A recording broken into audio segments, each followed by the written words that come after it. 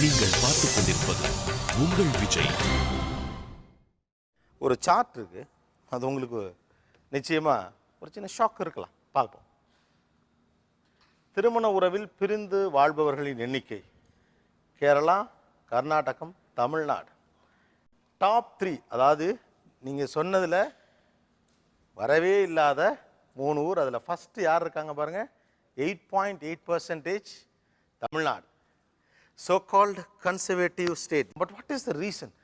இதெல்லாம் விவாகரத்து அதிகரிப்பதற்கான காரணங்களாக சொல்லப்படுது. ஒன்று, திருமணத்திற்கு தயாராகாத மனநிலை, அவசரத்தில் முடிவாகும் திருமணங்கள். மூணாவது, பொருளாதார அளவில் மாறும் கணவன் மனைவியின் பங்கு. அப்புறம் பெண்ணின் பொருளாதார சுதந்திரம், தான் என்கிற மனநிலை, இண்டிவிஜுவலிசம். உணர்வு பூர்வமாய் பக்குவப்படாத இளைஞர்கள், இமோஷனல் இம்மெச்சூரிட்டி. அப்புறம் பொருளாதார நிலை பற்றிய பயம். இது சர்டனாக லைஃப் நல்லா இருக்குமா, நம்மளால் இப்படி இருக்க முடியுமா, இப்படி இருக்க முடியுமா அப்படிங்கிறது இஷ்யூ ஆகிறது.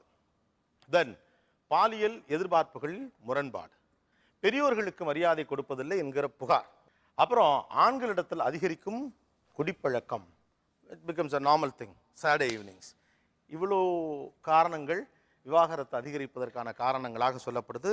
இந்தியாவில் அதிகமான எண்ணிக்கையில் விவாகரத்தானவர்கள் இந்த கன்சர்வேட்டிவ் தமிழ்நாட்டில் 8.8% இருக்கிறார்கள்.